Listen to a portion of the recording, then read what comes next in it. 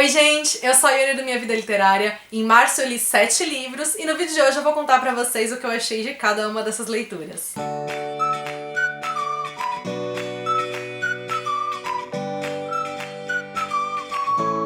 Eu comecei o mês com um romance de época e foi Esse Duque é Meu, que é o 5º livro da série Contos de Fada da Eloisa James. Agora a coleção tá completa aqui no Brasil, 5 livros já foram publicados. Cada uma das histórias é independente, então você não precisa ler os livros em ordem. Cada um dos volumes vai trazer uma diferente releitura de um conto de fada, e aqui a gente tem a releitura da história da princesa e a ervilha. Nesse caso a gente tá falando de 2 irmãs gêmeas. A mais velha foi prometida desde o nascimento praticamente a um duque, e esse casamento agora tá prestes a acontecer, mas ela não tá nem um pouco empolgada. Ela na verdade não tem nenhuma grande paixão pelo marido dela, ele é um tanto quanto ridicularizado na sociedade, mas ela sabe que esse casamento vai ser importante pelo dote que vai fornecer pra irmã dela no caso. E a questão é que a mãe de um outro duque está em busca de uma noiva para o filho, e ela convida a irmã da protagonista pra ser uma dessas pretendentes. As duas vão juntas então pra onde eles moram, pra que ela possa passar por essa seleção da mãe, só que o que ninguém esperava é que o duque fosse se apaixonar pela protagonista, ou seja, pela irmã da pretendente dele. O que eu mais gosto nos livros da Eloisa James é a narrativa dela. Ela tem um tom que é muito divertido, isso faz com que a leitura fique ainda mais gostosa e prazerosa enquanto a gente tá lendo. Nesse livro a gente não vai ter tantas conexões óbvias com a princesa e a ervilha, o conto original, como talvez possa ter sido mais óbvio, né, nos outros livros. A gente tem algumas pontas que se conectam. Acho que a conexão que eu mais gostei em ver aqui, a autora conta na nota dela que quando a Princesa e a Ervilha saiu, foi considerado um conto um tanto quanto controverso e de certa forma até vulgar, porque havia uma dupla interpretação para o que poderia ser a pequena ervilha no colchão da princesa. Então a autora resolveu pegar esse humor considerado vulgar aí no conto para colocar como característica da protagonista. Então ela é uma mulher que adora jogos de palavras, trocadilhos, que vive fazendo piadas de duplo sentido, e esse foi um dos pontos que mais me divertiu na leitura. Em termos de romance, a história não deixa a desejar nesse sentido. Ela também tem aquela característica sensual, como é bem comum da gente encontrar nos romances de época contemporâneos, né, escritos hoje em dia. Me incomodaram um pouco aqui na leitura foi a forma de como algumas coisas foram retratadas. Vale dizer que a autora coloca contrapontos a tudo isso, então da mesma forma que isso está presente na leitura, ela própria questiona isso em algum outro ponto, que eu não achei que esses questionamentos foram tão suficientes para desfazer a impressão que foi passada. E que pontos seriam esses, né? Então, como eu mencionei, o pretendente da protagonista, ele é ridicularizado na sociedade, ele é considerado um homem de capacidade mental inferior, e isso é muito utilizado para criar humor de fato, né? Então essa caracterização dele é feita para provocar humor. A questão é que a gente tá falando de um homem que durante o nascimento teve um problema no parto, faltou oxigenação no cérebro dele, então ele de fato tem uma deficiência mental. E eu não achei assim muito legal fazer piada com um personagem nessas condições. Como eu mencionei, há contrapontos, então a própria personagem, ao passar do livro, muda a visão que ela tem sobre ele, e ele é trabalhado de uma outra maneira. E a outra grande questão é que a protagonista, ela é uma personagem gorda, e embora eu ache muito legal ela tá aqui no papel de protagonismo, por ser uma mulher fora do padrão, inclusive, né, do padrão aqui da época, ainda assim existem algumas falas que me incomodaram em relação ao peso dela, como por exemplo, fazer o contraponto com a irmã gêmea dela, que no caso é super magra, então considerada elegante e tal, e o que deveria ser feito é que nenhuma das duas deveria ser considerada como inferior ou não em relação à outra. E aí tem algumas passagens do tipo, mas na verdade o que os homens gostam é da mulher assim, ou enfim, dane-se o que os homens gostam, as personagens deveriam simplesmente se sentir bem da maneira como elas são, serem consideradas bonitas por quem elas são, independentemente do que vai ou não agradar alguém, porque o corpo de nenhuma mulher está a serviço de nenhum homem. De novo, há contrapontos a essas visões. Minha outra leitura do mês é uma releitura, e Harry Potter e o Cálice de Fogo, 4º livro da série, então releitura para o projeto Redescobrindo Hogwarts. Mais uma vez foi uma delícia poder reler esse livro, principalmente observar o quanto ele se diferencia dos volumes anteriores, tanto em termos de agilidade. É um livro que tem muito mais acontecimentos do que nos outros, então isso dá um gás a mais para a leitura, tem muito mais conflitos, e principalmente é um livro que tem um tom muito muito mais sombrio do que os anteriores, que é quando a gente já tá passando então pra um outro momento da série em que as coisas vão realmente ser muito diferentes do que naqueles primeiros livros, e principalmente a gente tá falando de um momento de transição na vida do Harry. Eu acho que aqui é quando, embora ele ainda seja um adolescente de 14 anos, ele de fato vai passar por essa transição e deixar a infância dele pra trás. Pro projeto da TBR 2020, esse mês eu li Ayla e o Final Feliz, da Stephanie Perkins, que é o terceiro livro da trilogia composta com os volumes Anne e o Beijo Francês, Lola e o Garoto da Casa ao Lado, e esse daqui que é o terceiro volume. Você pode fazer a leitura dos livros de maneira separada. O ideal de você ler na ordem de ler os três é porque os personagens voltam a aparecer nos outros livros, mas se você não lê os outros, não tem problema, dá pra ler esse daqui sem maiores prejuízos. A gente tem como protagonista a Ayla, uma garota que ela é metade francesa, metade americana. Ela estuda num internato na França e ela não sabe exatamente ainda o que ela quer fazer. Ela não sente que ela tem muitas definições sobre quem ela é ou pra onde ela vai. Ela acha que ela fica muito apagada em relação às duas irmãs dela, né? Ela é a irmã do meio. E ela é apaixonada por um garoto da escola desde o primeiro ano dos dois lá, só que ele nunca deu muita atenção pra ela. Até que nesse último verão eles vão se encontrar, vai surgir a relação entre os dois e a história vai partir daí. A Stephanie Perkins tem aquela narrativa que faz com que a gente não queira parar de ler os livros. A escrita dela é muito gostosa de se acompanhar. Ela trabalha muito bem os conflitos dos personagens, então a gente realmente sente todos os questionamentos que eles passam, a gente reconhece as questões que são típicas dessa fase. Ela sabe trabalhar muito bem a questão do se apaixonar, então é muito fofo a gente ver os personagens se apaixonando e a gente se apaixona junto com eles, aquela coisa do frio da barriga. A gente passa por todas essas etapas e quando tem os conflitos, que fica aquela coisa de oh meu Deus, é o fim do mundo, a gente sente tudo isso e é uma delícia poder fazer essa leitura. Foi uma leitura que conseguiu me tirar, né, do momento em que eu estava, então foi muito bom pra me fazer relaxar e realmente focar em tudo que estava acontecendo aqui. Principalmente é muito gostoso a gente ver a personagem passar por esse processo de descoberta dela e encontrar o final feliz que ela tanto queria. Minha leitura mais divertida do mês foi Um Amor de Gato, da Melinda Metz, que é um chick-lit que vai trazer como diferencial um gatinho que é um dos personagens principais. O MacGyver é um gato que sente o cheiro de solidão na dona dele, então ele resolve encontrar alguém pra fazer companhia pra ela. Ele sente esse cheiro de solidão também em um homem ali da vizinhança e vai começar a roubar as coisas dele e levar pra própria dona pra tentar fazer com que os dois se conheçam. Os dois têm motivos pessoais muito fortes pra não quererem um relacionamento naquele momento, então eles não estão em busca de alguém, mas as pessoas da vizinhança estão tentando arranjar também pessoas pra eles, então eles vão passar por vários encontros desastrosos, encontros às cegas, encontros do Tinder, e o livro acaba sendo muito divertido por esse tom narrativo, por a gente ter essa perspectiva narrativa do gato. Isso foi o ponto alto da leitura, com certeza. É divertida por ser tão atual, então por ter essas passagens que são atuais, pela linguagem que é utilizada. É um livro muito gostoso de você ler, que me fez dar risada em vários momentos e que não deixa de ser fofa por toda a história que está sendo contada, ainda que o romance não seja o ponto alto do livro, não seja de fato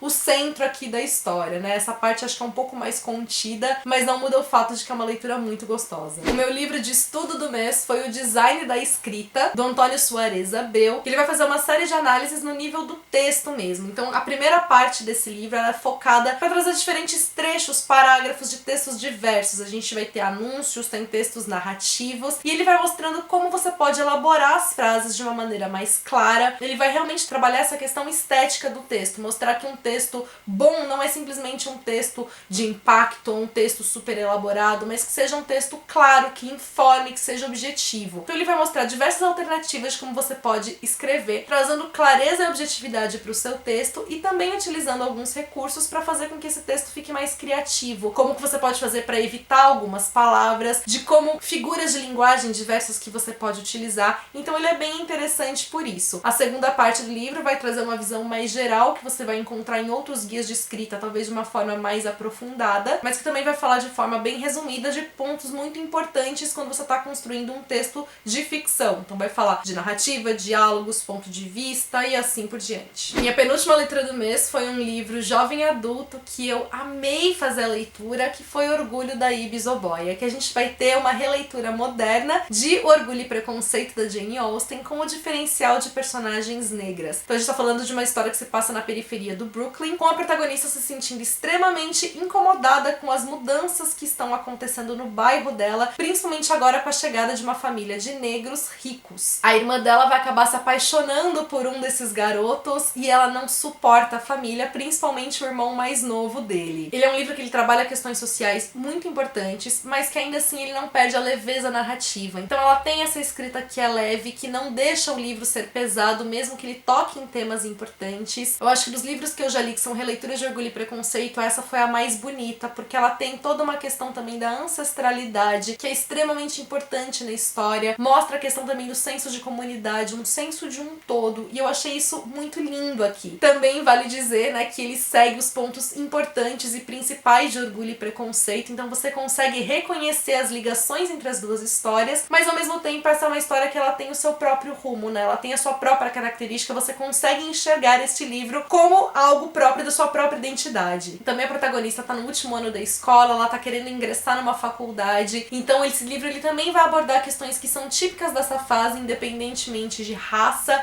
É claro que tem o agravante da raça aqui, então você vê também as coisas pela perspectiva, pelo fato dela ser uma jovem negra e pobre, mas existem esses outros conflitos que ela tá passando também, que são próprios da idade dela e não do fato dela ser uma jovem negra. Minha última leitura do mês foi mais uma leitura gostosa e relaxante, foi uma surpresa da primavera da Carrie Elks. Foi um livro que eu li praticamente em um dia, fazia muito tempo que eu não conseguia, né, entrar num livro e ler assim de uma vez. Esse é o terceiro livro da série das Irmãs Shakespeare, vai trazer como protagonista a irmã mais velha, que no caso é uma advogada, que tem a vida toda sob controle, ela sempre esteve ali no papel de cuidar das irmãs mais novas, porque afinal a mãe delas morreu quando ela ainda tinha apenas 15 anos, e ela vai começar a representar um cliente que recebeu de herança todo um castelo, um clã na Escócia, e que essa herança está sendo contestada. Porém, vai surgir essa atração entre os dois, ela sabe que isso não é aceitável por ele ser o cliente dela, e pouco a pouco a gente vai vendo aquela história se desenvolvendo. Até agora, enquanto eu gravo esse vídeo, esse livro foi o livro da série que eu mais gostei, eu ainda vou fazer a leitura do próximo livro, e quando vocês estiverem vendo esse vídeo eu já vou ter lido, mas só vou falar dele no mês que vem. Mas o que eu mais gostei desse em relação aos demais é porque aqui a gente não tem personagens que estão passando por